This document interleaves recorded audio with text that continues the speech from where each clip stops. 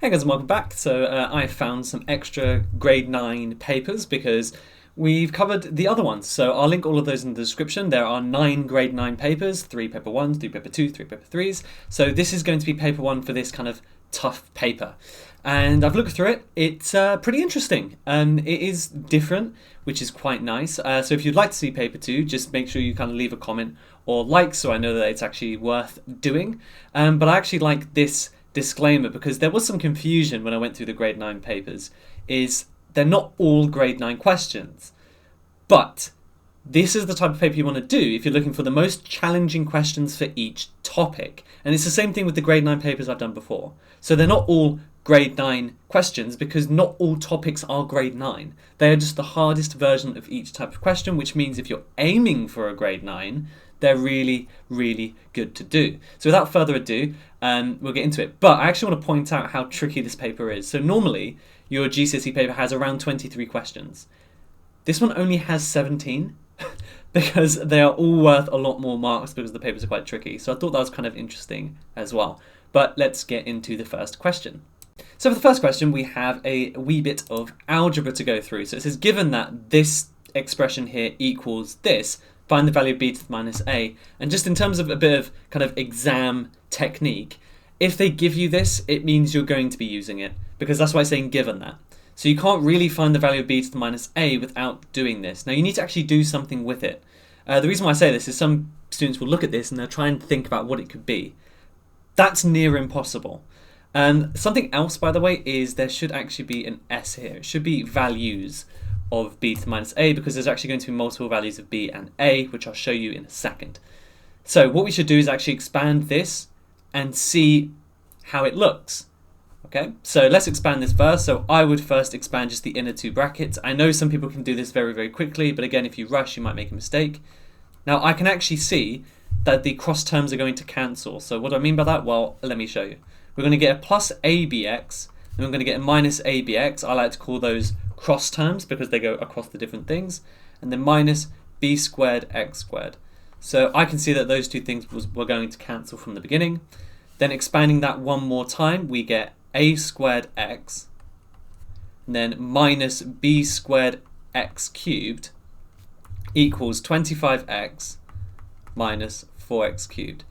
Technically, it's a 3 lines because it's equivalent to, so you're basically saying it can be written as either one of these things, but that might be a bit confusing, so we can just leave it as an equal sign and it's fine for these purposes. So what does this actually mean now we've got this expression here? Well, what it's telling me, and this should hopefully make sense in terms of algebra, is when you simplify algebra, everything in front of the x's combines together, right? So if you had like a 2x plus an x, that would equal 3x, right? I know that sounds really simple, but have a think. The reason is because the numbers in front of the x's on the left side should equal the numbers in front of the x on the right side. That is the same when it's algebra. So the numbers in front of just the x on the left side, which in this case are a squared, should equal the number in front of x on this side, which is 25. Okay? So you need to be really careful with that.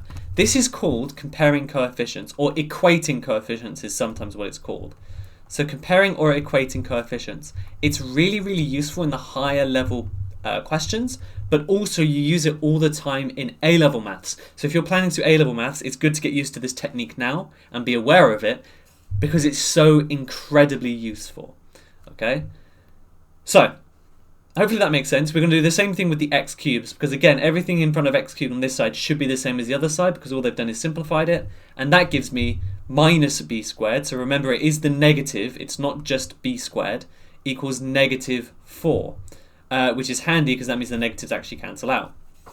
So, why did I say that there were actually more values of this? Well, the problem is when we square root, we're going to get plus minus values. So for example, on this side, a is equal to plus or minus 5. So it could equal 5, or it could equal negative 5.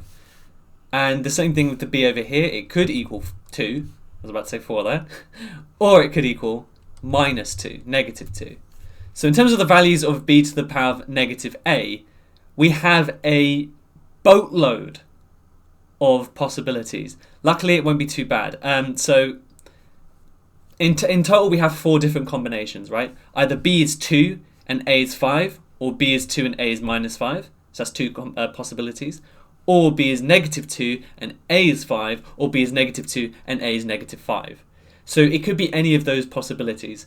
I'm willing to bet that the person that wrote this question meant to write something along the lines of a and b are positive constants, in which case it would just be 2 to the power of negative 5.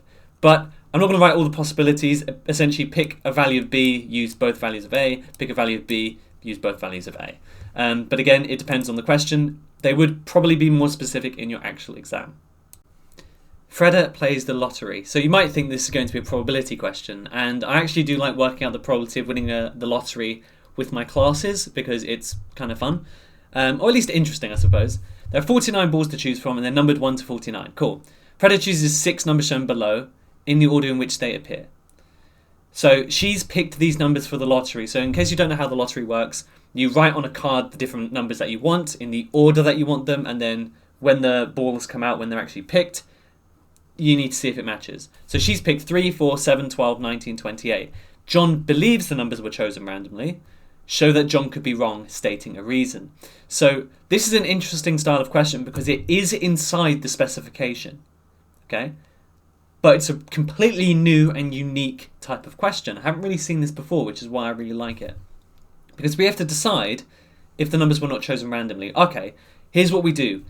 Let's assume they weren't chosen randomly, that there was a pattern to them. Well, what does the word pattern mean? It means sequence when you're talking about numbers. So what we're going to do is we're going to try and see if we can write an expression for a sequence to generate these numbers. Hopefully you see the logic. So John believes they're chosen randomly. Proving that they're chosen randomly is extremely hard. It's easier to prove that they weren't chosen randomly. And if we can't prove that they weren't chosen randomly, then they must have been chosen randomly. So we're going to assume that they weren't chosen randomly, which means that there must be a sequence linking these numbers together. Hopefully that logic makes sense. Now, just from looking at it, I can see it's not linear. But let's write out the numbers. So we have 3, 4, 7, 12, 19, and 28. So that's the first thing you do whenever you do any kind of sequences is you work out the common difference. So that's plus 1. I always put the plus because some students get a bit confused and they don't include negatives when there should be sometimes. And I can see that it's not linear.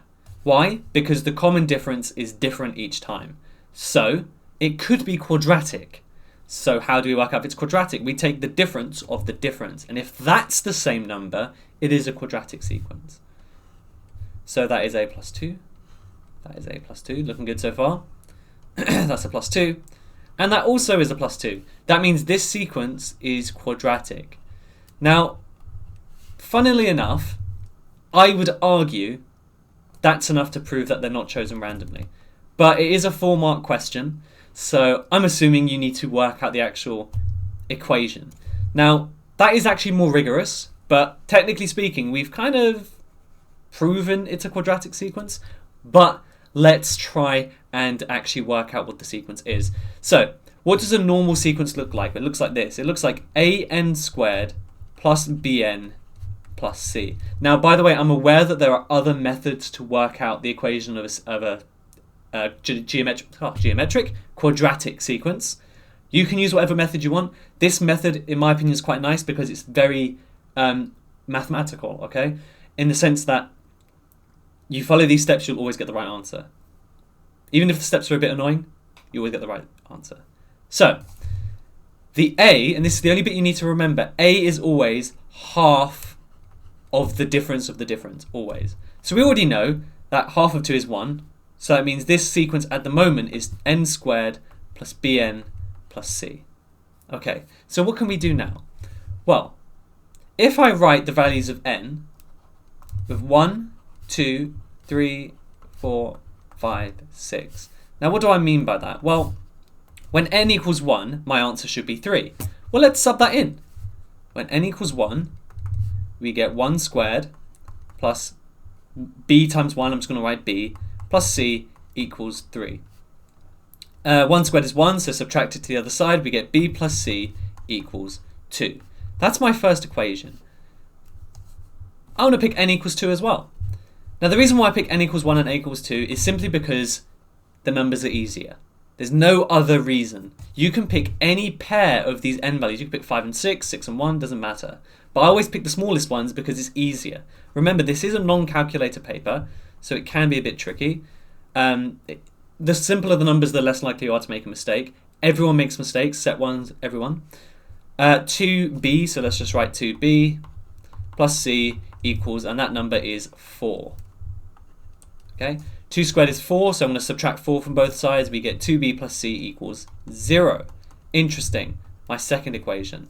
So now, if I put my second equation on top of my first equation, so I'm going to do 2b, I don't know why I put the b so far away, there we are, plus c equals 0, and then we have b plus c equals 2. We're going to subtract those two equations, and we get b, because 2b minus b is b, c minus c is 0, so we get b is equal to -2, like that. And now we can work out c by just subbing it into one of the other equations. So let's do that one. So it's -2 plus c equals 2. Add 2 to both sides, so c equals 4. So my equation is n squared minus 2n plus 4. So that's my working out. That's 3 marks. So he could be wrong because it follows this equation. So John could be wrong. Now, there is something we should say is this isn't definitive. Just because we've noticed a pattern doesn't mean it was consciously chosen as a pattern, but that's why we're saying could be wrong. He could be. Not saying he is, but maybe he is. Here we have a triangle ABC, so since it's not a right angle, I'm immediately thinking half AB sine C, cosine rule, sine rule, I'm thinking all of that. It tells me AC is X, I like to label the diagram so I can visualize. BC is 3X, and the angle ACB, so the angle between those two is 60 degrees. Okay, cosine rules popped into my head so quickly right there. And why is that? Well, remember, if you have two sides and the angle between them, you can use the cosine rule to work out the angle opposite them. Always. And let's actually read the question now. Show that the perimeter is 4 plus root 7x. Cool, we are definitely using the cosine rule. Why? Because to work out the perimeter, we need the 3 sides of a triangle. I only have 2, but the third one is just going to be the opposite side. Remember, with the cosine rule, what you do is you work out the opposite side if you know the angle and the 2 sides it makes up. So if you have 2 sides and the angle between them, you can work out this third side by using the cosine rule. The only thing you really need to care about is the fact that this is a squared and this right here is capital A. Okay. So if I write out the cosine rule, we have a squared equals b squared plus c squared minus 2bc cos A. There's another misconception I want to address right now, is that some topics are calculator only, such as trigonometry. No, you need to remember certain values of sine, cos and tan, so they can put trig in here all the live long day. So remember that the angle is always the angle they give you. 2 sides next to them, you can call them B or C, it doesn't matter, because all you're doing is adding and timesing them, and adding and timesing are commutative, the order doesn't matter. And the opposite side is of course A. So we can work out that third side, and I'm going to call it A because I want to. A squared is equal to B squared. I'm just going to call X B. I'm going to call X B. Wow, that sounds strange, doesn't it? Plus, so 3x squared is not 3x squared. It'll be 9x squared, because remember, this is all in brackets. So that's 9x squared. Again, I've seen that kind of mistake before in a question similar to this. Minus 2x, 3x, cos 60. And now here's the point where you try and think about what cos 60 is. Cos 60 is a half. Now, by the way, writing explicitly cos 60 equals a half gets you a mark in the exam. Pretty good. So even if you don't know what the hell to do, you can just write that out and that's fine. Now, I've noticed that the 2 times a half are going to cancel out, right? So I can actually do this right now. So that already makes my life slightly easier.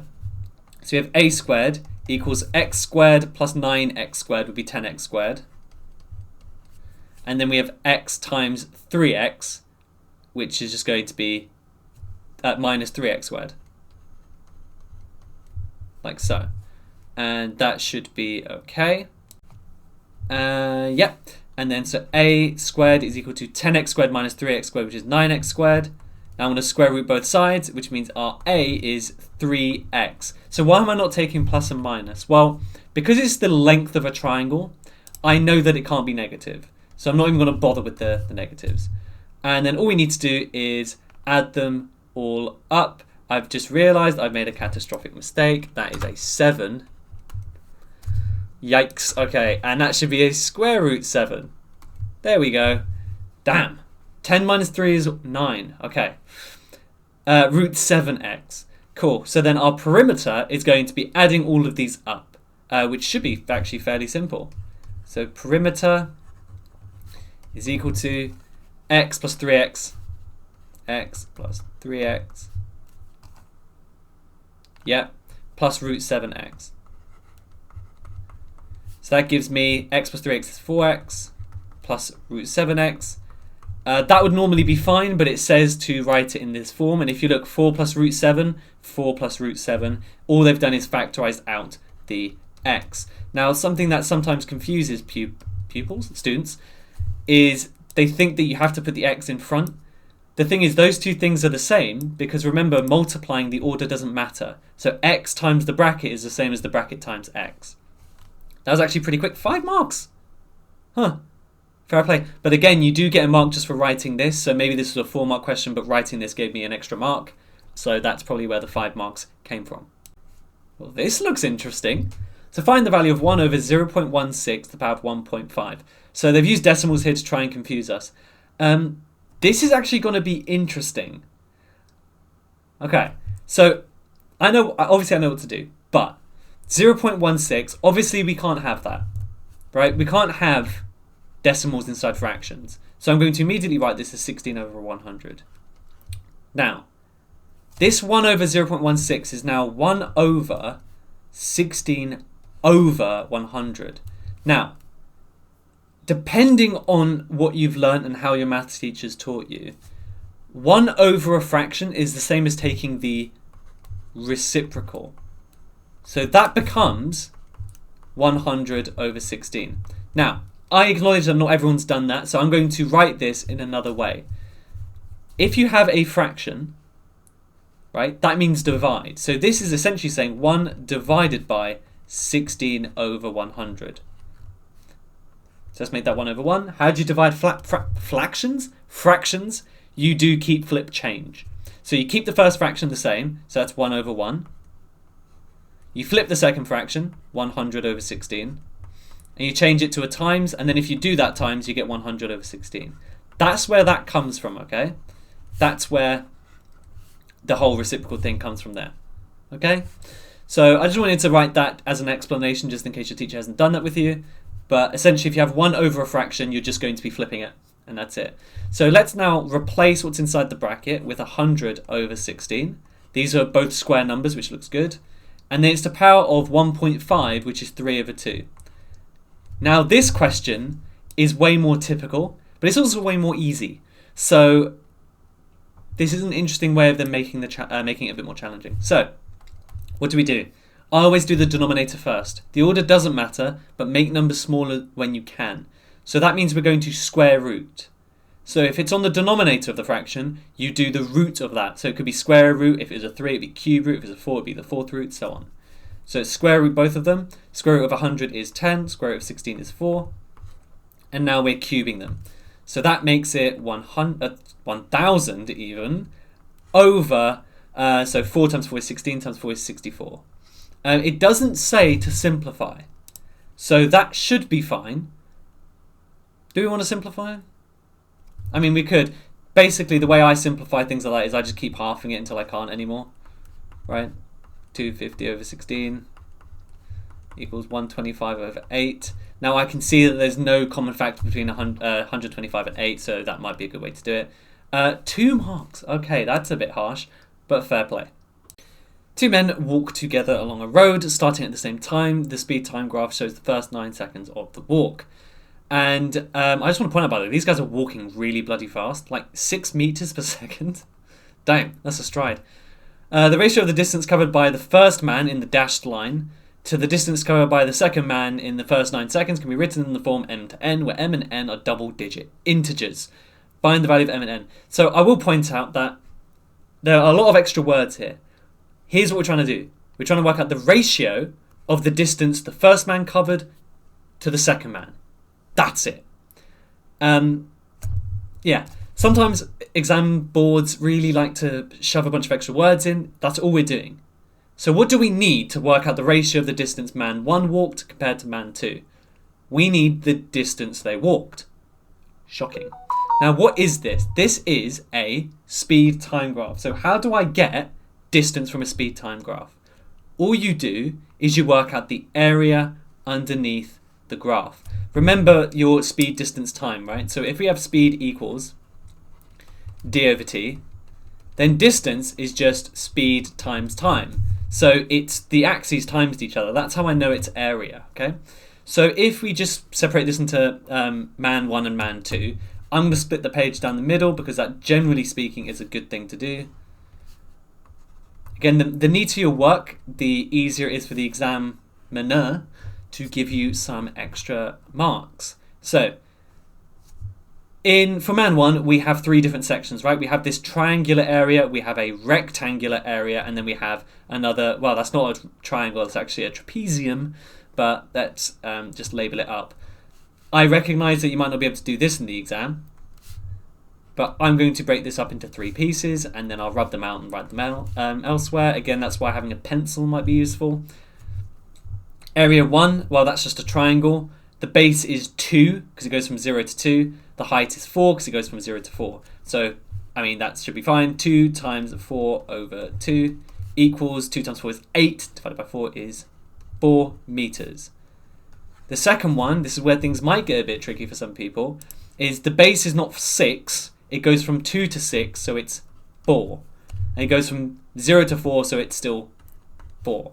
So that is 4 times 4.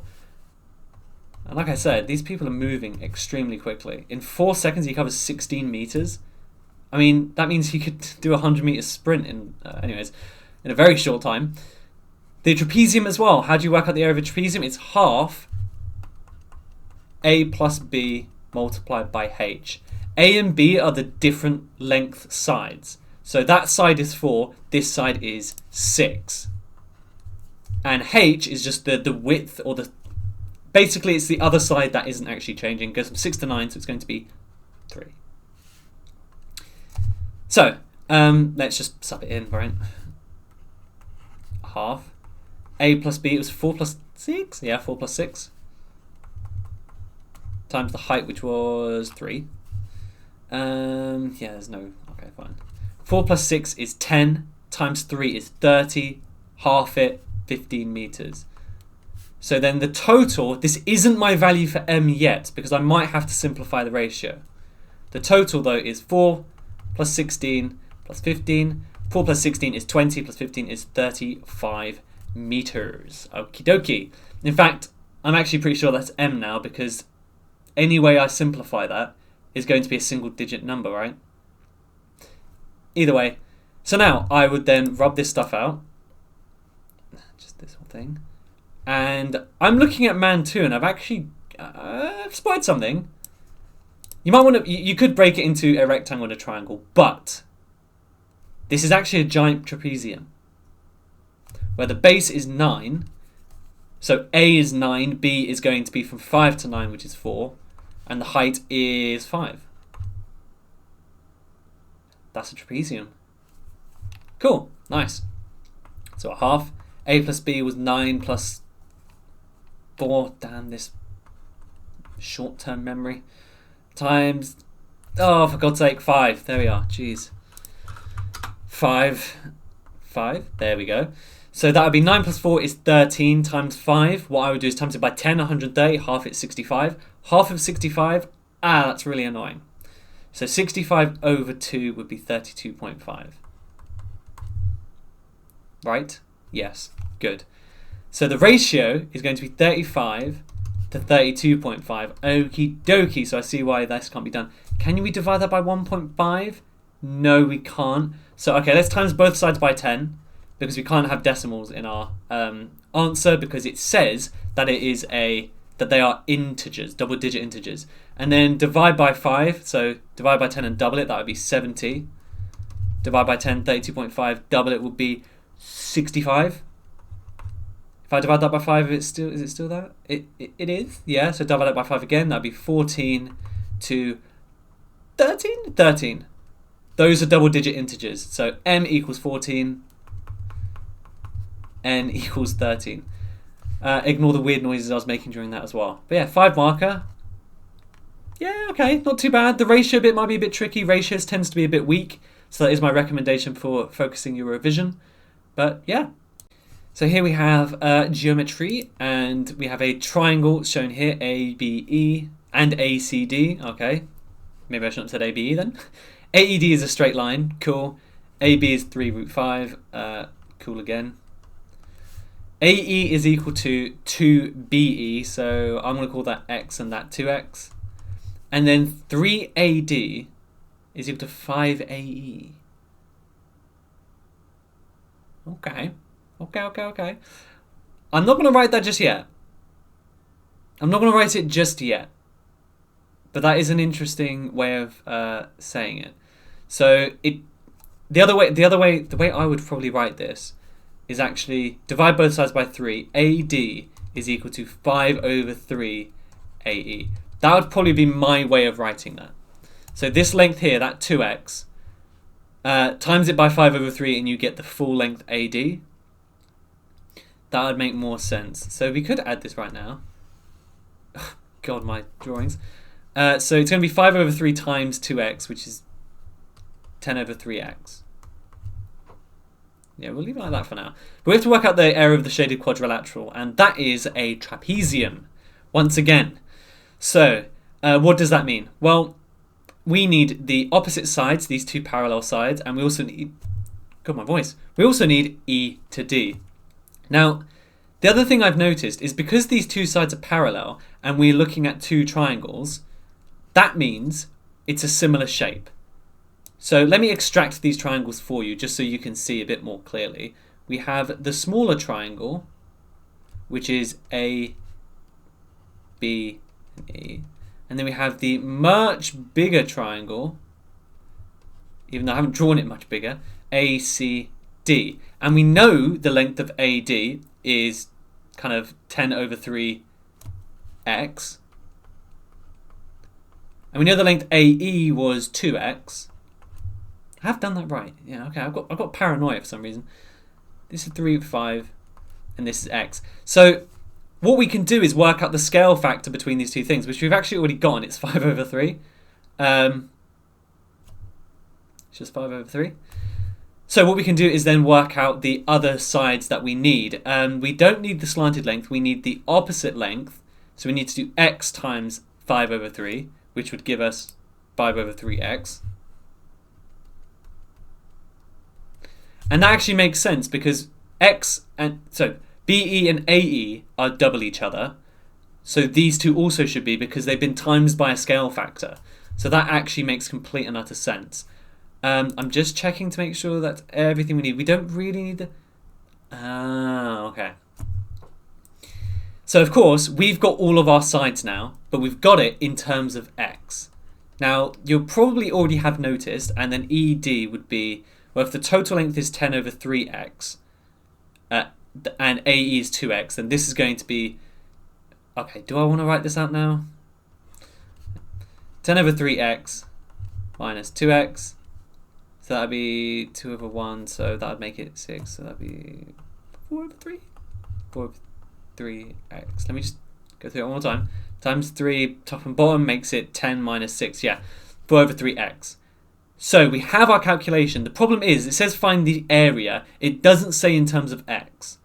And as I said before, we don't need this slanted side. But remember what I always say, and I say it over and over and over again. They never give you information you don't need. So we are going to work out what x is using this side. And how do we do that? Well, look, it's a right angled triangle. We're going to use Pythagoras because we know that 2x squared plus x squared should equal 3 root 5 squared.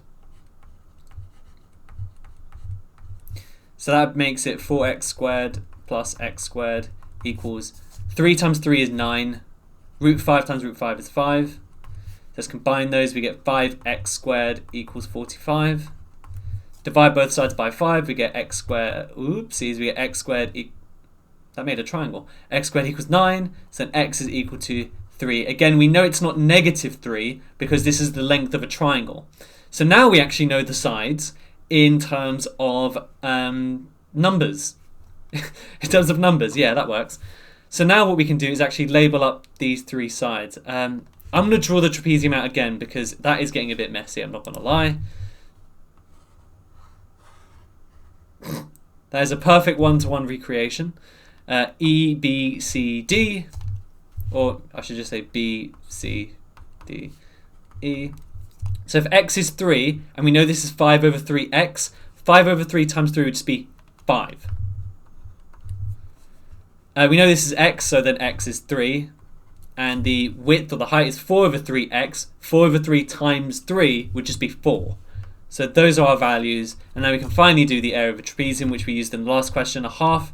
A plus b, 3 plus 5 times 4. So these two things can actually cancel. And that makes that 2. So it's just 3 plus 5, which is 8, times 2, which is 16 for our final answer, which is a 5 marker. You can probably see why this paper only has 17 or 18 questions. They're all like 4 or 5 markers. I hope that makes sense. And you saw, again, the point of this is that you follow my reasoning. Okay? So I used the fact that I saw it's 2 like triangles. The first thing I did is I need to work out the shaded quadrilateral. What type of quadrilateral? Trapezium. What do I need to work out area of trapezium? I need the opposite sides and the width. Okay, how can I work that out? Well, they're similar triangles. So hopefully you can see the build-up of logic. When I looked at this question, I didn't know what to do until I started thinking about what I need and how I can get it. And even at the end, I said, okay, I've got everything in terms of x, but it says find the area. Well, I haven't used this. Logically, you need to use everything they give you. So, okay, can I work out x from this? And that's my thought process. Kind of work backwards. Your answer, what do you need for your answer? How'd you get that? How'd you get that? How'd you get that? And then you can start working. This question tests a lot of different things. Essentially, what we need to do is calculate this, right? Because there's nothing fancy, it's just p equals this. What is it? The first thing I would do is I would write down what cos 60 and sine 60 are. Cos 60 is a half. Sine 60 is root 3 over 2.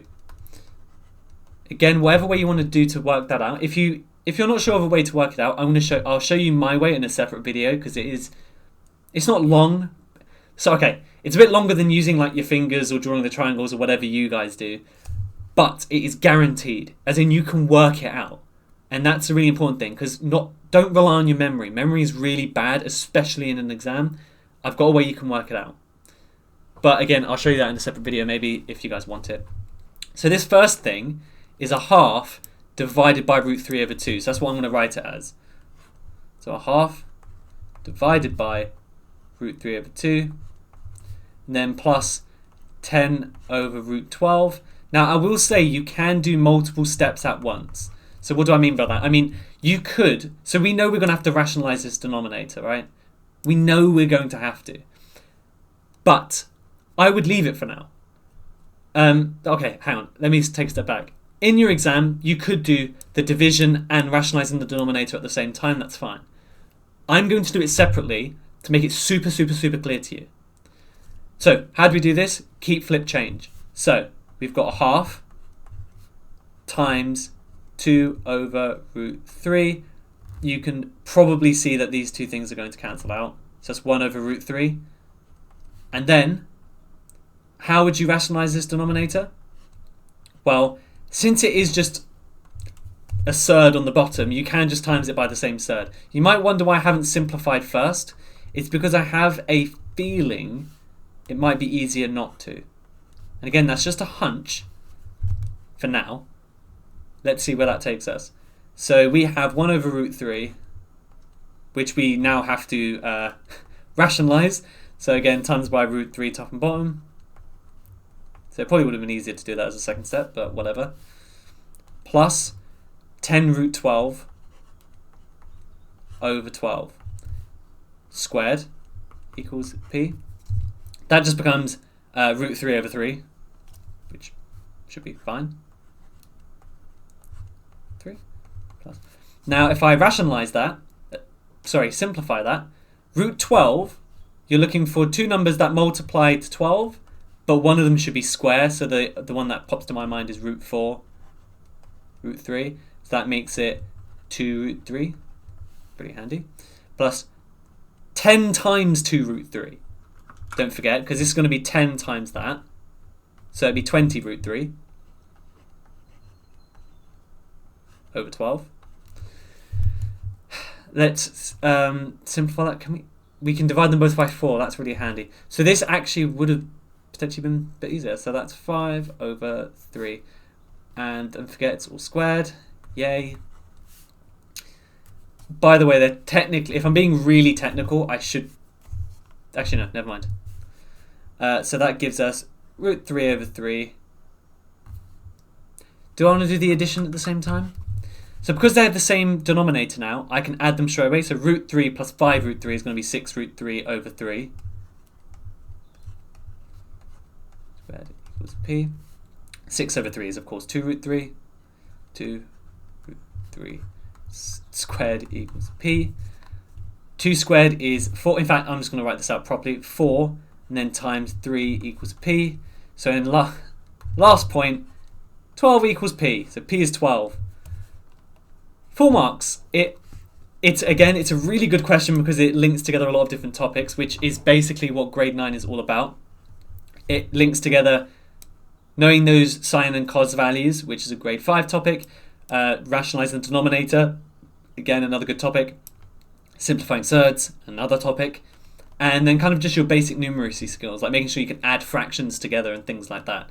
So it's a good question in that sense, but hopefully not too tricky now you've seen me do it. Okay, so in this question we have A, B, C and D are points on the circumference of a circle, and they give us a bunch of angles. A line is drawn from D to X, the angle. So I would probably start with just labeling the angles because this is very hard to read. So I'm going to start with CDX. X squared minus 70. So ABC, 5y minus 6. So I've done that one. CDA, y squared minus 15y plus 90. Try and draw it a bit smaller. BCD. So it looks like it's giving me all of these angles in terms of algebra. Okay. So x squared plus 4x minus 88. And lastly, DAB. X squared minus 5x minus 8. Okay. Now, this makes the question look horrific. Ugly, difficult, any other choice words that you want. But I've already spotted something, and I'll explain that in a second. It says a line is drawn from D to X. Prove that it's a straight line. Now, I'm going to tell you how to prove something's a straight line now, because it's something that doesn't come up that often, but in recent years it has. So it's come up about 2 or 3 times in the past 6 or so years, which is relatively frequent, to be honest. And to prove it's a straight line, well, what's a key fact about a straight line? The angles should add up to 180. So what does that mean in this case? Well, it means that these two angles should add up to 180. So if it is in this case it says prove it is a straight line, so it is a straight line, we just need to prove it. So if I add these two things together, I should get 180. Okay, that's what I'm trying to show. Okay, so what's the problem here? Well, we have x's and y's. That's a bit of a problem, right? We have x's and y's, we need to figure out x and y.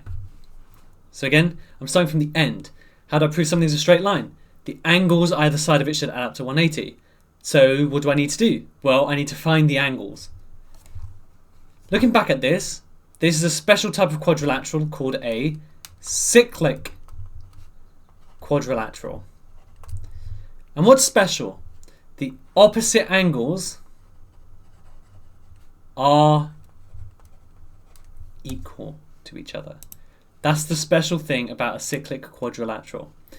So, and when I say equal to each other, they equal to 180 is what I was meant to say, sorry. So if I add them up, why did I write equal? That doesn't make any sense. Add to 180. So the opposite angles add to 180, okay? And it's cyclic because all of the points are on the circumference of the circle. So opposite angles should add up to 180. So if I look at this, B and D are opposite to each other, and look, there are equations in Y. A and C are opposite to each other, and there are equations in X. So this actually makes our life a lot easier. So y squared minus 15y plus 90 plus this should add up to 180. So let's see if we can't figure that out. Is this actually the best way? Yeah, this should be fine. Yeah, okay. So I'm just trying to see if I can memorize this. So 5y minus 6 add y squared minus 15y plus 90. Y squared, there we go. Squared minus 15y plus 90 equals 180. Let's simplify that nice and quick. We have y squared. 5y minus 15y is minus 10y. Minus 6 plus 9 is plus 84 equals 180. Now, if we want to solve this, we need the equation to equal 0. So let's subtract 180 from both sides. So y squared minus 10y. 84 minus 180 would be negative 96. Yes. Yes, negative 96. So when I'm factorizing, I'm looking for two numbers that times to negative 96 and add to minus 10. So 8 and no. Negative 16. And 16 times 6 is 96, so plus 6. So I started with 8 because I saw that the number, if you add those two numbers, you get. Basically, you should know how to check if something's a multiple of another number. Ends in a 6, so it's probably going to be a multiple of 8. That didn't work because the difference in the numbers are too big, so I doubled it. Okay, so 8 times 12 gives you 96. If the difference is too big, then you can half one number, double the other number. So I doubled 8 to make 16, half 12 to get 6. You can work that out. And if you notice, they add to minus 10 and they times to minus 16. At 96, 16. Okay, I've just realized there is barely any space for this question. Okay, so we have y is equal to 16 or y equals minus 6. Now, what are we talking about? We're talking about angles. So it can't be this value. It has to be this one because angles cannot be negative. We're going to repeat the process, and I guess I'm going to have to write this next to it. Yeah, okay, I'm going to have to write this next to it, which kind of sucks. The same thing with x's. So x squared minus 5x minus 8. Okay. X squared minus 5x minus 8, was it? God, my memory. Okay, good. Add x squared, 4x, and negative 88. Add 4x. Okay, that was correct, but I want to put the x squared first. X squared plus 4x minus 88. There we go. Okay, that should equal 180. So combining that, we get 2x squared minus 5x plus 4x minus x minus 8 minus 88 is minus 96 again, equals 180. Move the 180 to the other side, we get 2x squared minus x minus 276 equals 0. Okay. So, what could we do? Okay, we could factorize, or we can use quadratic formula. These are pretty horrific values. There's no easy way to do this. Quadratic formula would work, but it would take you a long time because you're going to have a square root of a really big number. Factorizing would also take quite a while. I'm not going to lie, it's going to take a while for me to do. So what I'm going to do is work out the numbers and then get back to you. But again, this is just a time thing, right? You know how to factorize quadratics. It's the same process. So I'm just going to figure out the numbers and I'll get back to you as soon as I get to the answer. Okay, so I actually did it on another piece of paper because it took a bit of time to actually do that. We don't have much space. It took a bit of space even. I got 2x plus 23 and x minus 12. Again, we can probably see that this value is not applicable because it's a negative number, but we have x equals 12, which is applicable. So now all we're going to do is, using this original equation, we're going to sub in the values that we worked out and show that it equals 180. So y squared was 16 squared. I've just realized this is going to be annoying as well, because these are not nice numbers to deal with. Minus 70. Great. Is there an easy way to do this? Not really. So yeah, it's another one of those things where you're just going to have to do the maths. So you may have to use column method. You may be able to do it in your head. So 12 squared is 144, things like that. 16 squared, 256. 15 times 16, 240. Wait, can I do this in my head? Am I actually built different? But either way, work it out and you should get 180 degrees. Therefore, it is a straight line. Yeah, there's no real point in me going through the numbers. The numbers are tricky. And by that I mean they're long. But hopefully you can see where the maths comes from, right? Like the ideas. That's the tricky bit, is the understanding, knowing what to do. This might be the hardest sequence question I've ever seen.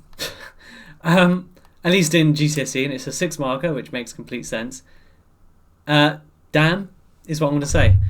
So, show that the term 4x squared minus 3 is not in this sequence. And it tells me it's arithmetic, which means it follows the form of an plus d, right? So you're going to have a number in front of n plus d, which will give us this situation. And how do you show that a term's not in the sequence? What you'd normally do is you'd equate it to the equation and then find what n is. If n is a fraction or it's negative or anything like that, so basically if it's not a positive integer, then it's not in this sequence. So what's the problem? Why is this so difficult? Well, the problem is we don't have the sequence, right? We don't have what the equation, the nth term equation is. That's one problem. The second problem is this is all algebra. So that's interesting. So we have to try and figure out how to do, well, we're going to have to figure out how to work out the nth term, then we're going to have to equate it, which is difficult. So let's take what we know about arithmetic sequences and apply it to see what we can do. First of all, there should be a common difference between all of these terms that stays the same. So in other words, I add something to x plus 1 to get 2x. So have a bit of thinking. I'm adding an x, right? Cool. But I'm also taking away a 1. Does that make sense? Add an x, but also take away a 1. So in other words, the difference is plus x minus 1. Okay. And as I said, that should be consistent between all of them. Now, if I'm looking at this, I want to avoid this term like the plague, because Jesus Christ, it has a denominator with algebra in it, it has a numerator. It's a fraction. Forget fractions. So instead, I'm going to look at these two terms here, because in my opinion, they're easier. Now, technically, yes, I could look at this term, or this term and this term, but these two seem pretty tame. Let's put it that way. Now, because the common difference stays the same, to go between these two terms, I should have to add x minus 1, right? Because the difference stays the same. So in other words, if I do x squared minus 2 plus x minus 1, I should get 5x minus 3. I should get that. That is a quadratic equation, which is something that I know how to solve. I mean, don't mean to show off or anything, but I know how to solve it. So what I'm going to do is I'm going to collect the like terms on this side. And then what I'm going to do is I'm going to minus 5x from both sides.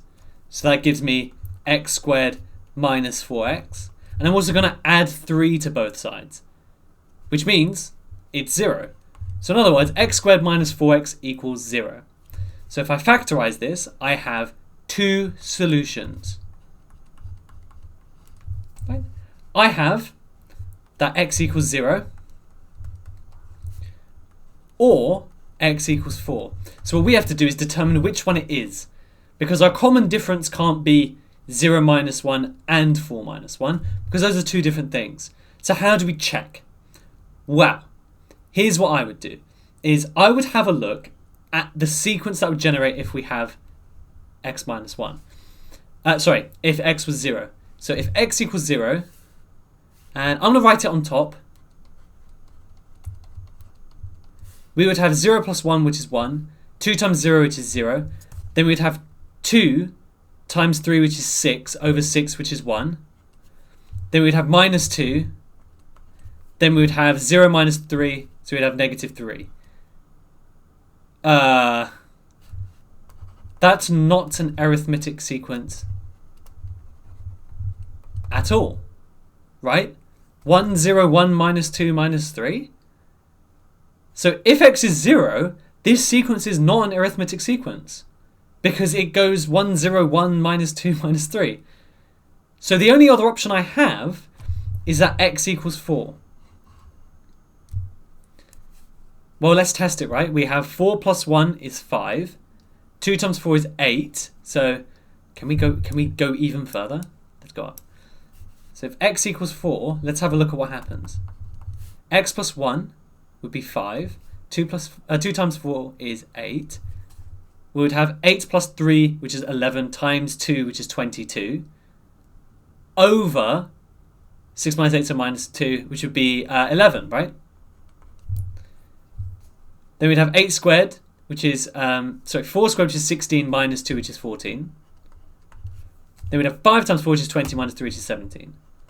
And if you notice, there is a common difference. So x must equal 4. So in terms of how to actually work out the nth term now, well, the way I like to do it, and there are many ways to do it, is I write n plus the difference, which is 3. And then what is the number in front of n? Well, all you want to do is put the... So you put n, right? Because you know it's going to have an n. The common difference goes in front of the n. And then what you do is you go 1 backwards. 2. And you put that as your part on the end. So if it was negative 1, you'd put minus 1. If it was plus a million, you'd put plus a million. If it's minus a half, you put minus a half. So the difference goes in front of the n. The number on the end goes to the previous term. Okay? So I know to go to the previous term, I'll have to subtract 3. So 3n plus 2 is my nth term, which also gets you some marks. So show that 4x squared minus 3 is not in the sequence. Well, we have 3n plus 2 equals not 4x squared. We have 4 times 4 squared minus 3. So we have 3n plus 2 equals 4 squared is 16 times 4 is 64. 64 minus 3 is 61. Minus another 2 gives us 59. And n is not divisible by 59 is not divisible by 3. So it's not a term. Because again, it is a fraction. It needs to be a positive integer for it to actually be a term. 6 marks. That's hefty. Unique, but hefty.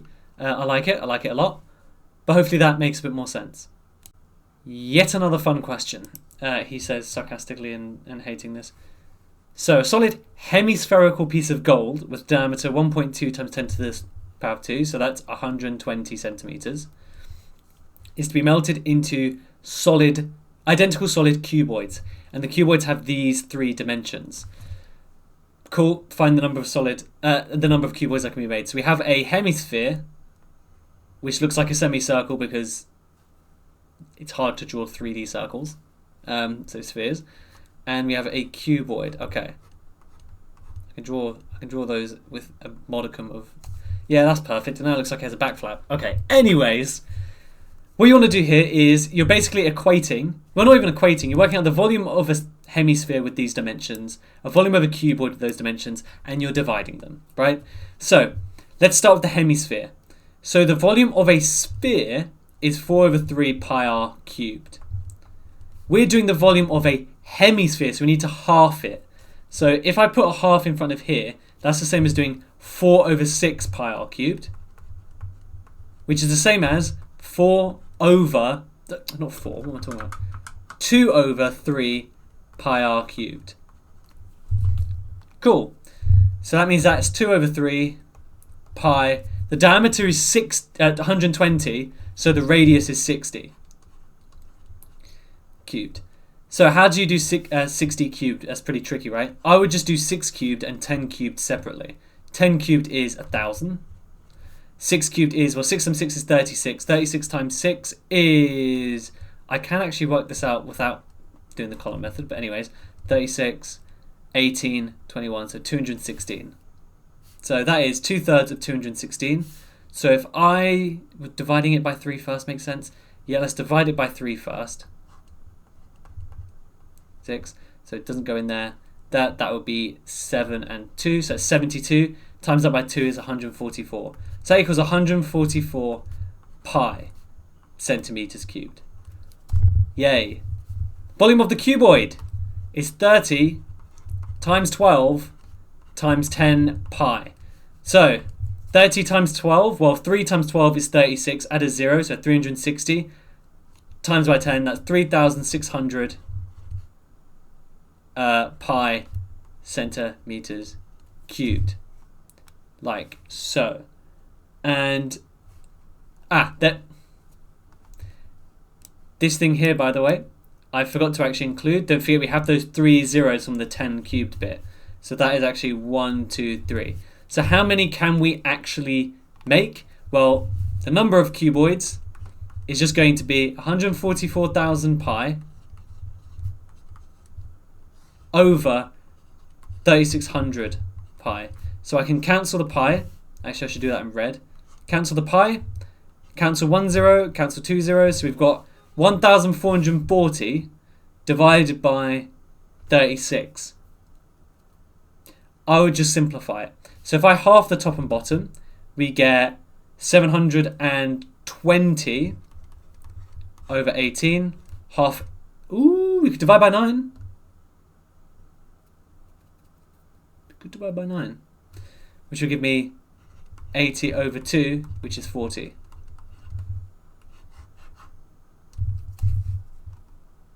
That's it. 5 marks. That was actually relatively light work in comparison to the previous question, so that's nice. Here we have two functions given below. We have f of x is x plus p, x plus q, and g is r over x. And it says state which of the following graphs could be used and give a reason for your choice. Okay, to solve the equation that they're both equal to each other. Now, because this is a 3-mark question, we're going to get a mark for choosing the correct graph. Then we're going to get 2 marks for the reason. Normally it's only 1. So that implies to me there's going to be a bit of calculation involved. So what I'm going to do is I'm going to write out f of x equals g of x. So x plus p, x plus q. You know, I've actually already solved it accidentally. Equals r over x. And so the interesting thing about this paper, by the way, is in terms of mark scheme, this is it. Now, should I do that? Okay, I'm going to go through a bit more rigorously because just to make sure we fill in 3 marks, but I've actually already spotted what the answer is. Because don't forget, we're only choosing one of the 4 types. And if you notice, one is a cubic graph, one is a positive quadratic, one is a negative linear, and the last one is a negative quadratic. So essentially this is going to have minus x squared in it as the biggest term. This is going to have a minus x in it as the biggest term. This is going to have a positive x squared, and this is going to have an x cubed in it as the biggest term, right? As the biggest term. Okay? So for example, the x cubed might have an x squared in it, for example, and it might have a negative x. If I look at this, if you expand it and make it so you can solve it, where you would times through by x afterwards, what would your highest power of x be? We have x times x is x squared, and then we're timesing everything by x, so x cubed. So it has to be a. But let's get through it anyway. So x squared plus px plus qx plus pq equals r over x. And again, in order to solve this, we're going to times both sides by x.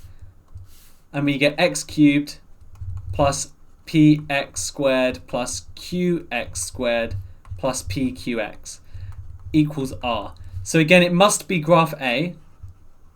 And what's my reason? It is the only cubic graph. Yeah. So again, you could have spotted that immediately.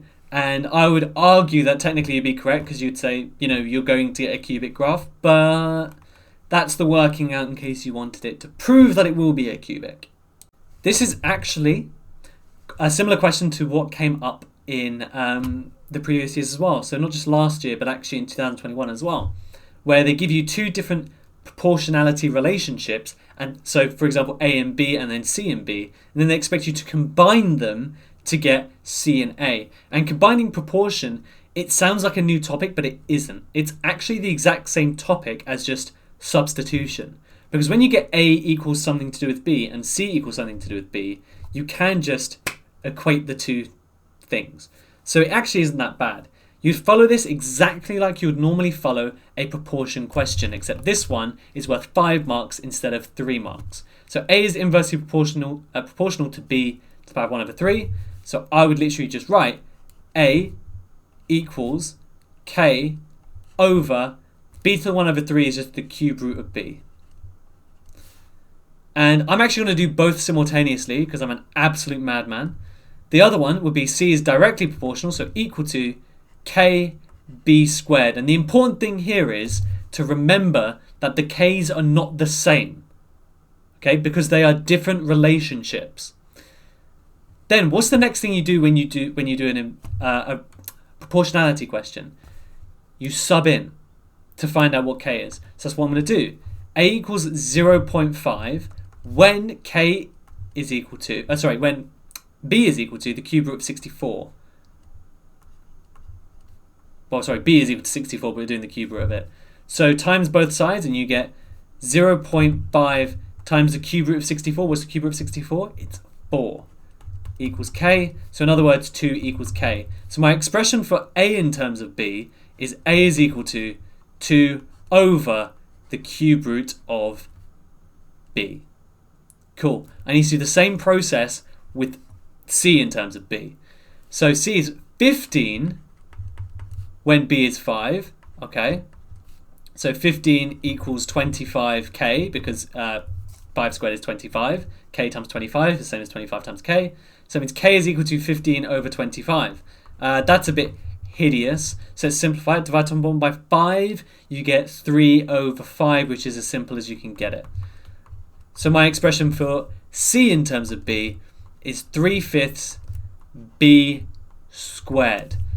Cool. And we want C in terms of A. So in other words, we're going to have to substitute B into this expression. Okay, okay. This is ugly, but it's not difficult, okay? Because what we need to do is basically substitute B into this or substitute this B into here. Either way will be the easiest. Honestly, it'd be easiest to do it the other way, which is good because it says find C in terms of A, right? So it should be C equals. So let's rearrange this quickly. So we have the cube root of B equals 2 over A. Let's cube both sides. So B is equal to 2 cubed, 2, 4, 8. 8 over A cubed. And then I'm going to substitute this straight into here. And we get C is equal to 3/5 8 over A cubed squared. So C is equal to 3 over 5 times 64 over A cubed. Alright, 3 times 64 is not the worst thing in the world. I'm just being a bit of a baby. We have 12, 1, 18, so 19, 192. So C is equal to 192 over 5A cubed as our final answer. So for 5 marks, that's not that bad. It's just the algebra is a bit ugly. Again, the wording here expressed C in terms of A was helpful because you can see that it's easier to rearrange b in this equation than it is in this equation. If we tried to do it the other way around, we could still get the right answer, but our rearranging would have to be a lot more intense. When it says C in terms of A, it means you have C equals something to do with A. That's it. Okay? Not A in terms of C, which would be A equals something to do with C. Mr. Lucky plays 2 games. The 2 games are Game A and Game B. Playing Game A and playing Game B are independent of each other, which means if you win A, it doesn't mean you'll win. It doesn't influence the probability you win B, and vice versa, and same with losing. The probability Mr. Lucky wins both games is 9 over 25. The probability that Mr. Lucky wins Game B is 4 times probability. Find the probability that Mr. Lucky wins only one of the 2 games. So, we're going to have to work out a few different values. Great, okay. So, I'm going to define a few terms here. We're going to have win A, win B, lose A, lose B. So, probability he wins both games is 9 over 25. So, in other words, WA, WB times is equal to 9 over 25, right? Because to win both games, you take the probability you win A and you times by the probability you win B.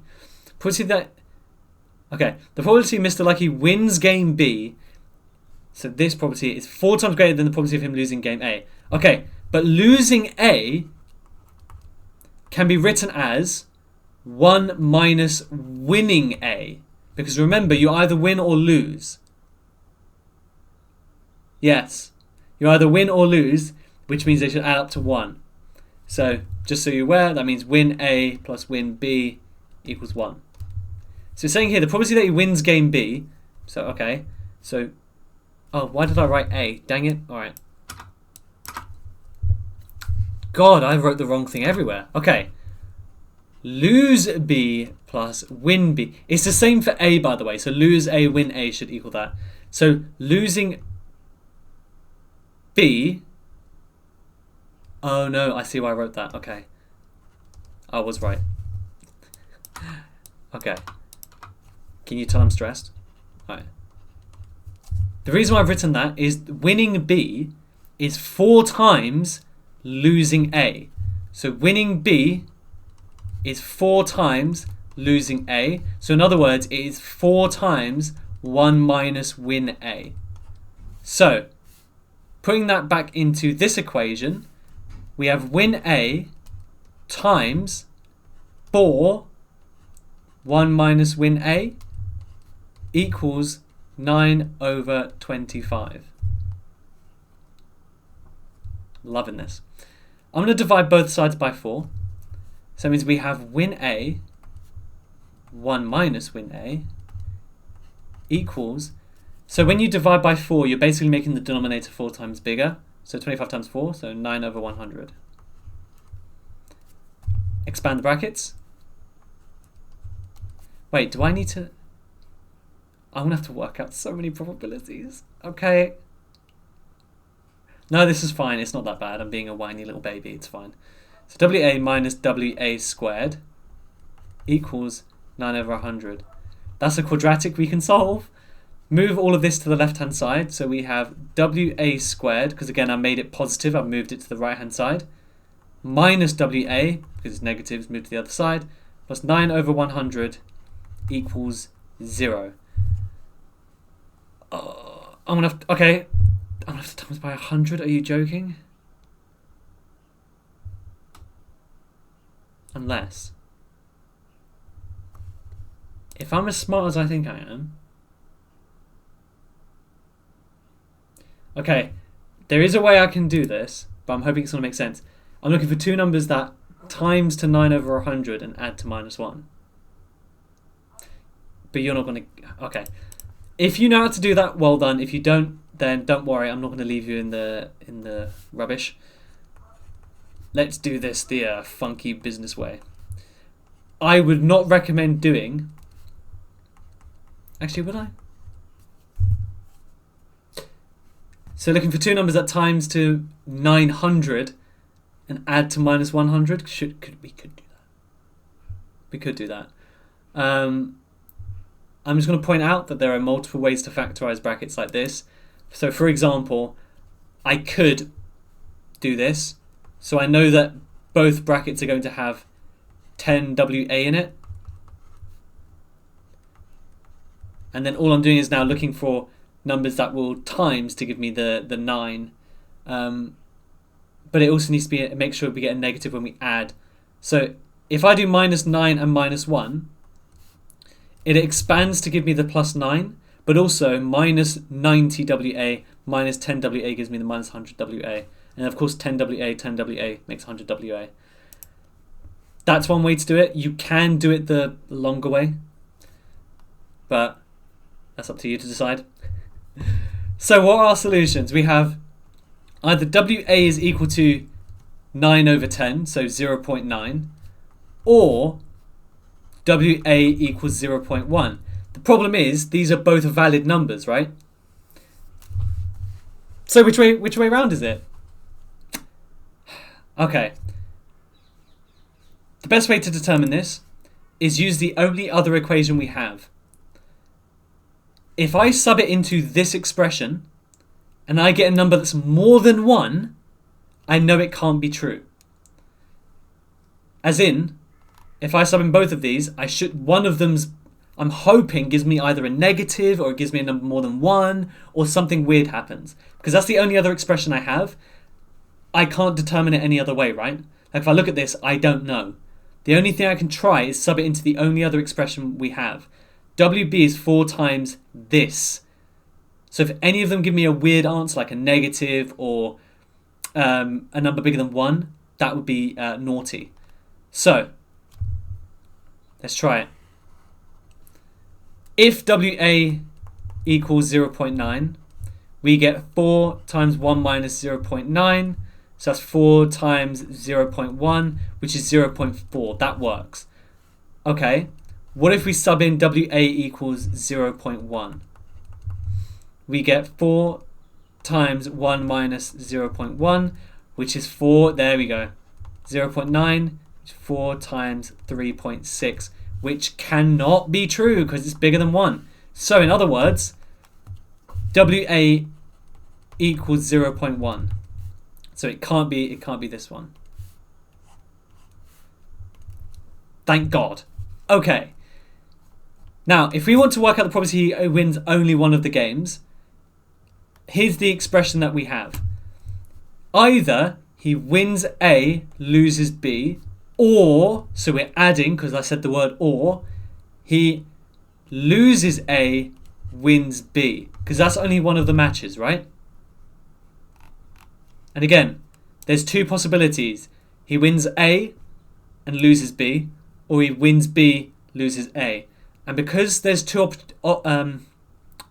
possibilities, we have to put the add sign because there's 2 different ways you can do it.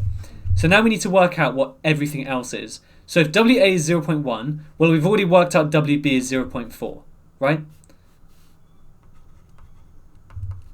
But how do we work out the rest? Well, they should add to 1. So 1 minus 0.1 gives me 0.9. 1 minus 0.4 gives me 0.6. So we have 0.1 times, times 0.6, Jesus, plus 0.9 times 0.4. So that's 0.06 plus 9, 86, 36, 0.36. So equals 0.42.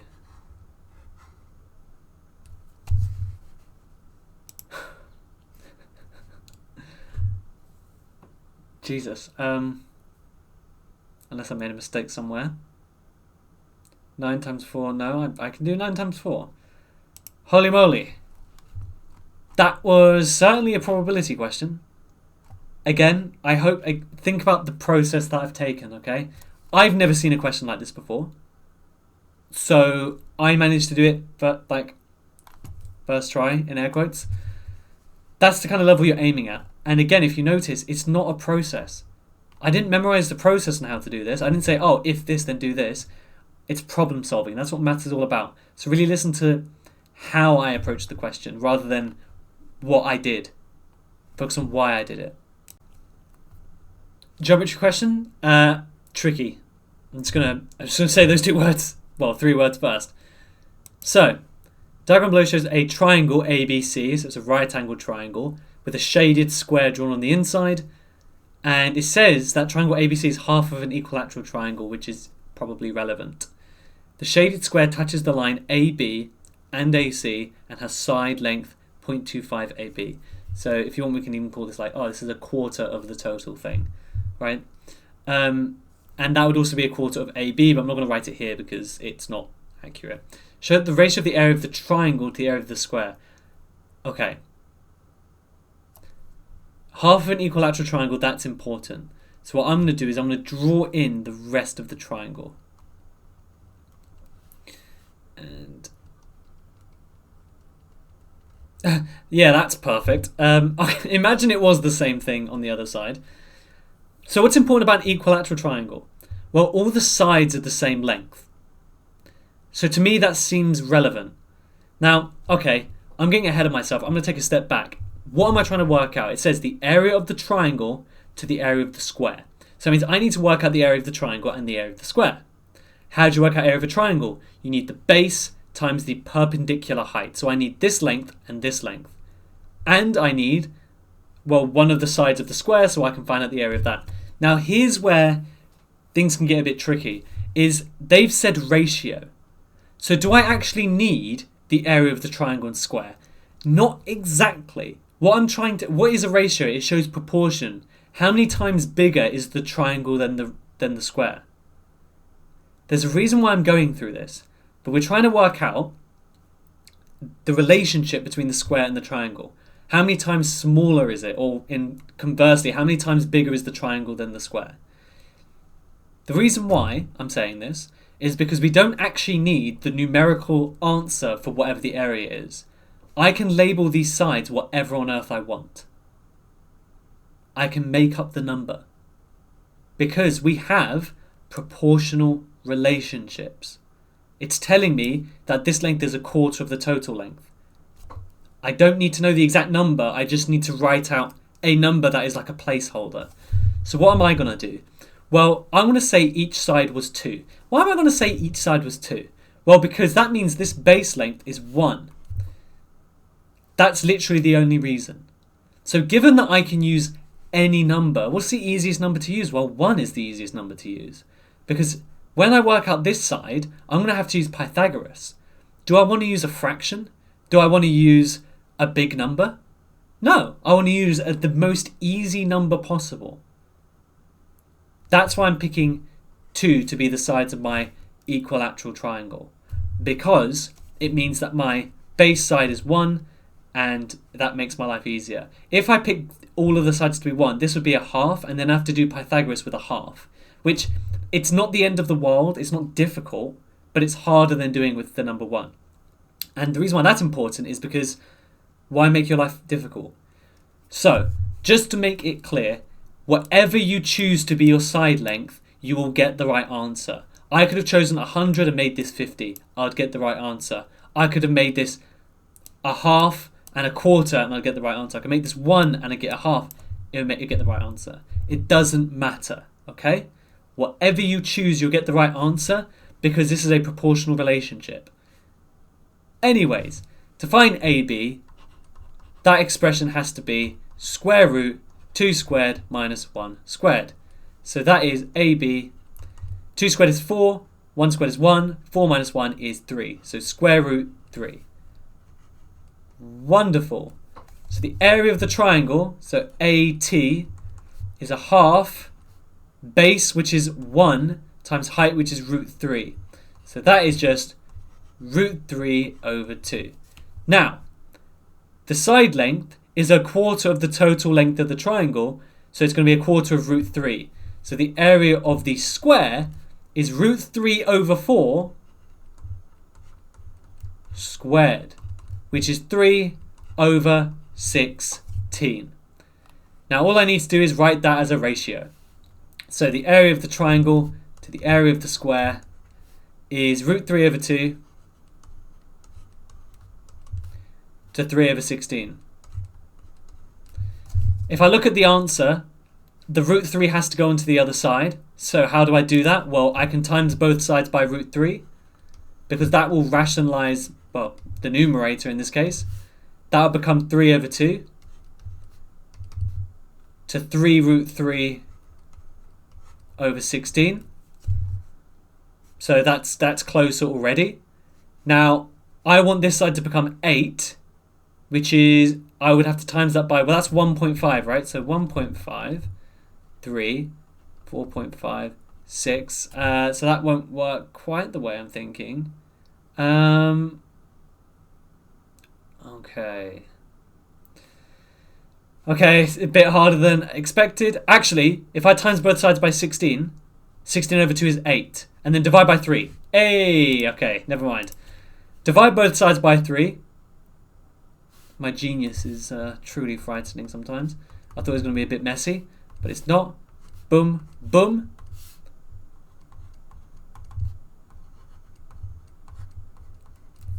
Perfect. Times both sides by 16.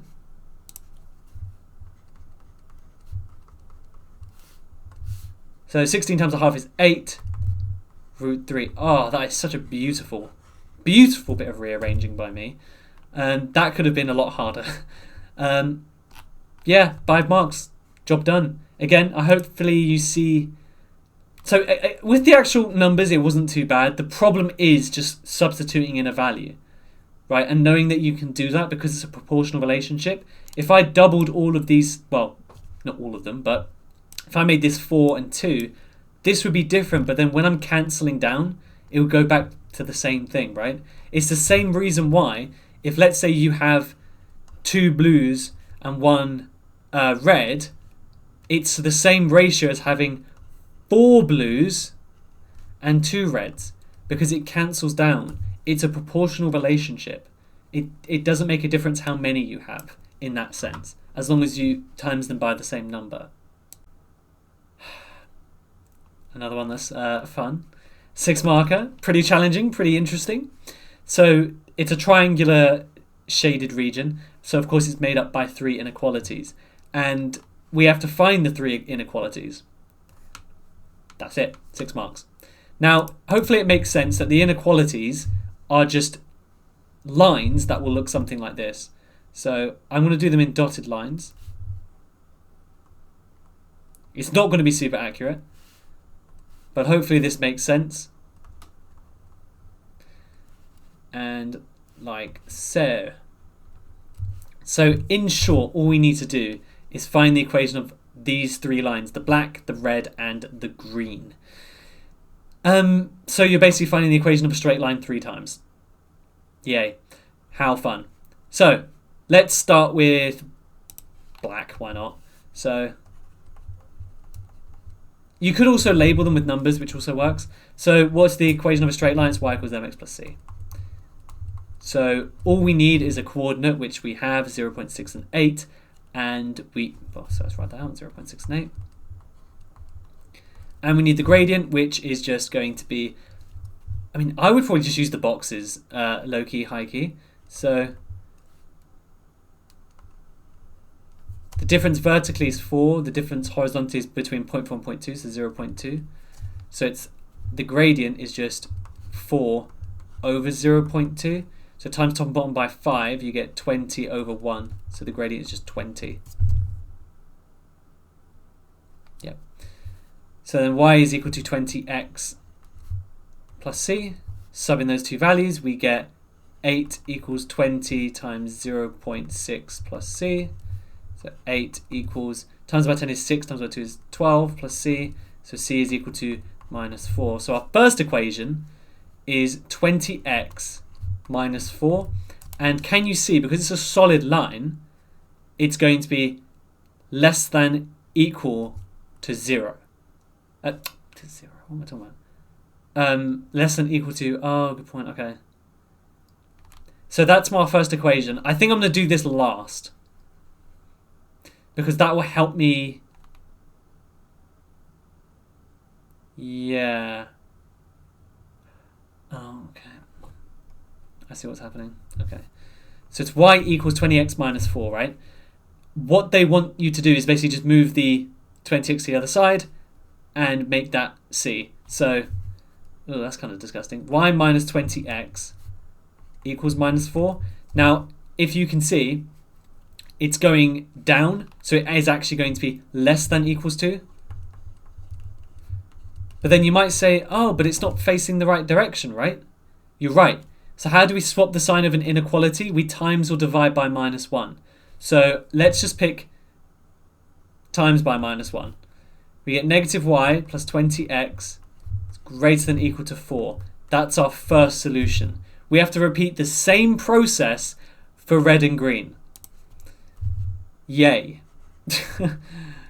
And yeah, it's literally the same process. There's nothing spectacularly different about it. That's funky business. Okay, let's put the coordinate of 0.44. Let's do the gradient. We can't use that one, so let's just go back a little bit. Let's do this. So it goes across by 0.2, goes up by 4. So that's going to be the same gradient. Yeah, it's going to be the same gradient. Oh, that makes sense, actually. The only difference is that since it's going down, we're going to make it minus 20. That actually makes complete sense. Okay, that's fine. So, oops, there we are. Good. Y equals minus 20x plus c. Sub in the values. 4 equals minus 20, 0.4 plus c. 4 equals minus 8 plus c. So c equals 12. So our expression is y take away 20x plus 12 equals. And so it wants the c to be on the other side. So let's move this over. So we have y minus 20x. And if you look, it needs to be bigger than, right? Because it's on top of the line. So it's actually already in the form that we are seeking. So that is our second equation. Done. We need to do the same thing for green. Yay. All right. I don't think this is going to have the same gradient. So that's just another thing to make our lives easier. Yeah, it's not. Okay, that's fine. We're going to have to use quite a big line here. So it goes across by 0.6, goes up by 4. And, oh, what coordinate do we want to use? Let's use 0.6 and 8 as well. And in terms of the gradient, it's going to be 4 over 0.6, but also it's going to be negative.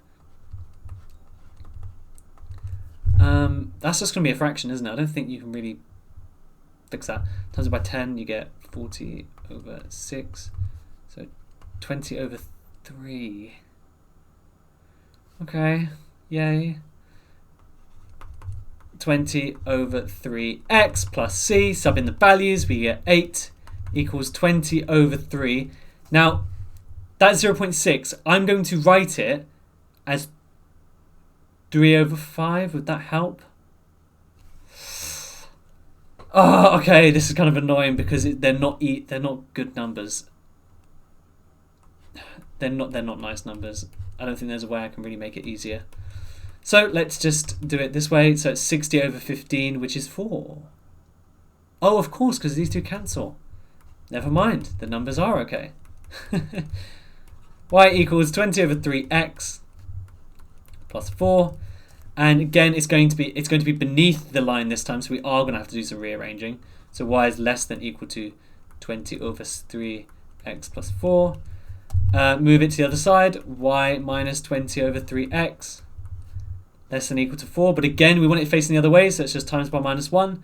We get negative y plus 20 over 3x greater than or equal to negative 4. However, it says they all need to be integers, so we need to times everything by 3, even though it looks like a y. So we get negative 3y plus 20x greater than or equal to minus 12.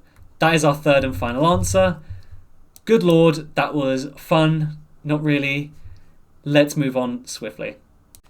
So, it's a vector question, but it's not a vector geometry, so a lot of you might be kind of cheering in your heads. But cos? Oh my. Yeah, oh yeah.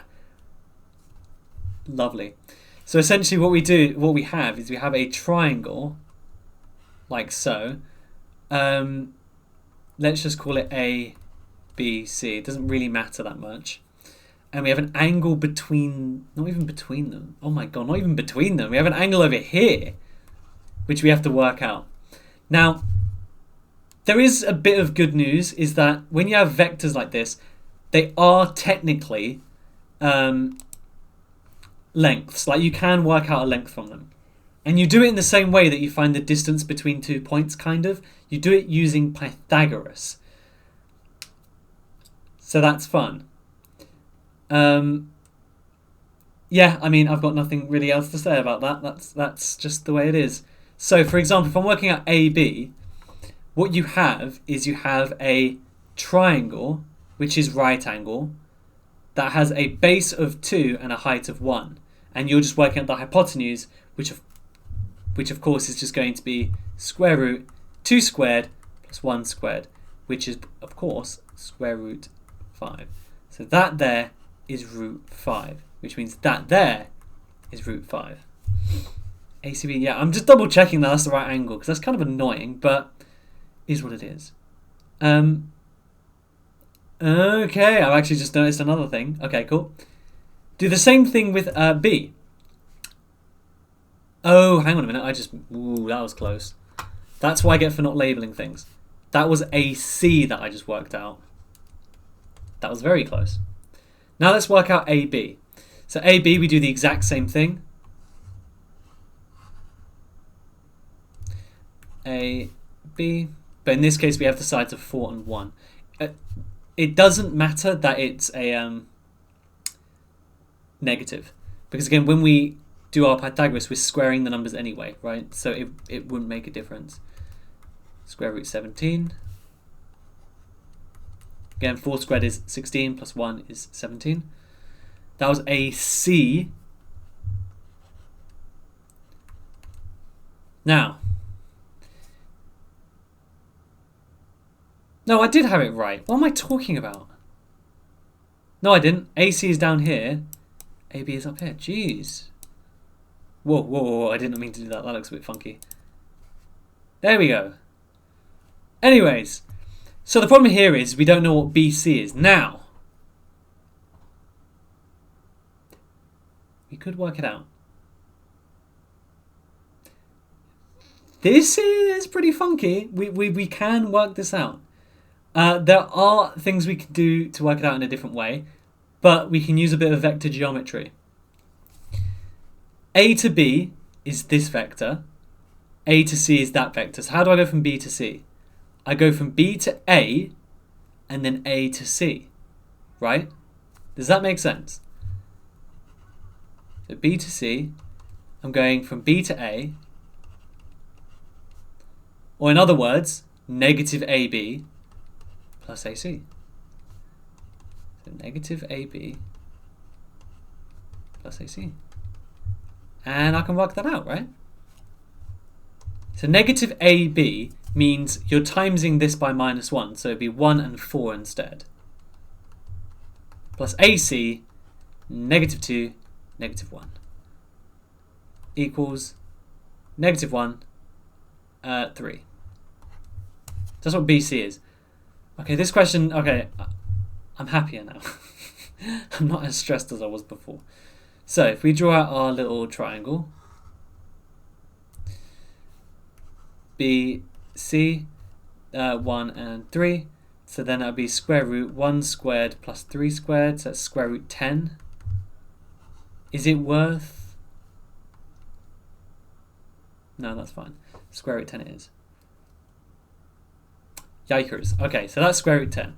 So now, how would you work out the angle? Well, we have all 3 sides and we want the angle between them. So we're going to use the cosine rule. A squared equals B squared plus C squared minus 2BC cos A. And the only thing we care about, so by the way, we could rearrange this first for the angle, or we could sub in first and then rearrange. I would argue rearranging first. So if you'd like, add 2BC cos A to both sides. So A squared plus 2BC cos A equals B squared plus C squared. minus a squared from both sides, 2bc cos, not co, b squared plus c squared minus a squared. Divide both sides by 2bc. If you memorized it, good job. If you didn't, rearrange it. It's all good. In fact, I think sometimes they give you this on the formula sheet. So let's see if they give it to you in 2024. They might do. That's your value. The only thing you care about is that A is the opposite side to the angle. That is it. So, cos ACB equals b squared. Again, I don't care about b and c. A is the only one that's important. So let's do root 5 squared plus root 10 squared. In fact, would it be easy if I just say, well, root 5 squared, so it's going to be 5, plus root 10 squared, which is going to be 10, minus 17 over 2bc. So 2 root 5 root 10. So that's minus 2. It's fine for it to be a negative. Root 5 times root 10, that'll be 2 root 50, which I can simplify. Root 50 is root 25, root 2, which is 5 root 2. So this is going to be 2 times 5 root 2, so that equals minus 2 over 10 root 2. Cancel down the 2's, that gives me minus 1 over 5 root 2. There we go. That might be the hardest vector question I've ever seen, just because I don't think many schools bother teaching you this.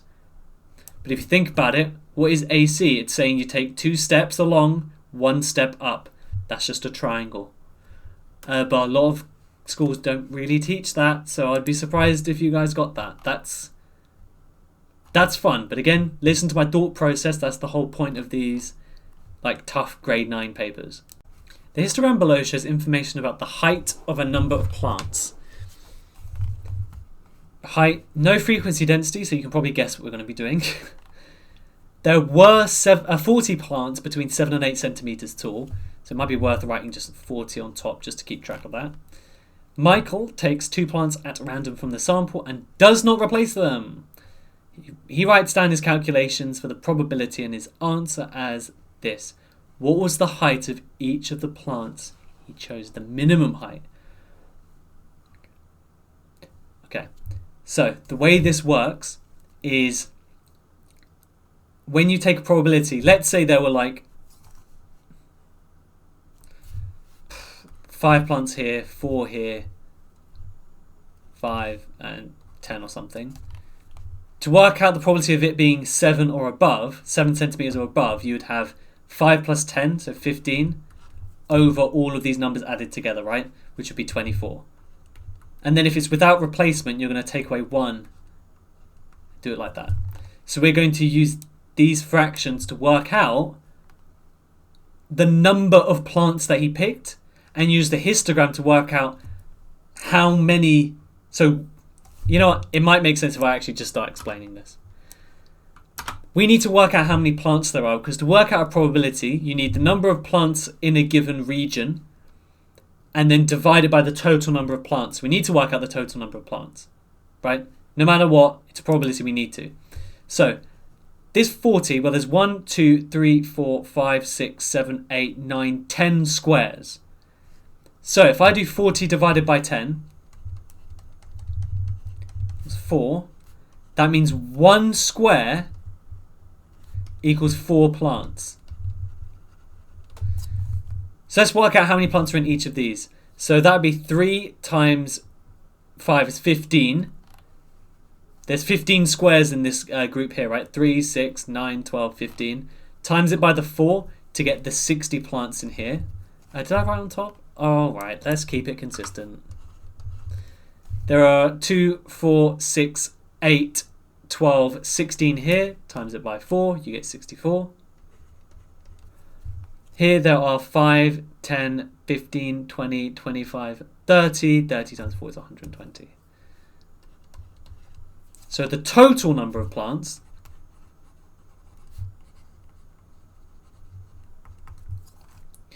is 60 plus 40 is 100. Plus 120 is 220. 284. So that first fraction, 30 over 67, is a simplified version of a fraction that is over 284. How many times does that go in there? It looks like it goes in 4 times? Yes, it goes in 4 times. So that means he must have picked 120 over 284. So we're looking for a minimum height, so we should work backwards. So the first plant... Oh, because it could be 2 different plants. Okay, it could be 2 different plants. Okay. So 120 over 284. So the minimum height must have been 8 centimeters. So the minimum height, I'll explain that in 1 second, is 8 centimeters for that. And that's plant 1, by the way. So you're starting from the right going to the left, because remember, it's going to be more than a certain value. And if you look, we're just going to keep going until we get to 120. Well, we're already at 120. If we went here, that'd be 160 out of 284. So in other words, it's bigger than 8. Now we're going to do the same thing with the second fraction, except we're not going to get it out of 284 because there's no point. We're going to take it out of 283 or 200. Okay, actually no. No. This is even easier. Forget that. It is -1 from the total, but we need to make sure that he has only taken... It says that he doesn't replace them. So instead, because we times the first one by 4, we can times the second one by 4 and also get the same value. Because proportionally it should be the same. That will work. That's a bit easier. Instead of working out how many times 89 goes into 283, which might be a bit tricky, instead of we just times it by the same value, which times it by 4, 16 times 4 is... No, it'd be times by 3 now, wouldn't it? Because he's taken 1 out. Okay, so, you know what, the other way might make a bit more sense. Okay, times by 3 now, because we've taken one of the plants out. We get 48 over 89 times 3. Can I do it in my head? Well, 80 times 3 is 240. 9 times 3 is 27. So 267. So we're looking for 48, which should be between the... Going along here. The 5 and... So 40's here. It's another 8. It's going to be in this group. So it's in the group 5 to 7. So the minimum height that it could be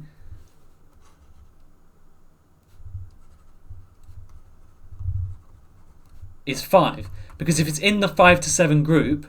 So, just to make it clear on what we did, the first one, it's 120 going from the right. Well, the minimum height is 8 because it's inside this group. Then we've got another 48 because he's chosen another plant, okay? And we've worked out that the top is 48. Well, 40's here, and then it's going to be another 8 inside, which is somewhere over here, right? That's what another 8 would look like. Now, it's in the group 5 to 7, so what's the minimum height of a plant in the group 5 to 7? Well, the minimum height is 5. Because keep in mind, when we say it's in the group 5 to 7 centimeters, they could all be at 5 centimeters. They could all be at 7, they could all be at 6. So the minimum possible height is 5, which is the one that he picked. That is your value for, 5 marks. And that is also the last question, finally. I hope that makes sense. And again, if you would like to see more of this, if you'd like to see the paper too, let me know and I will definitely have a look. But again, like and things like that to make sure that I know that you want it.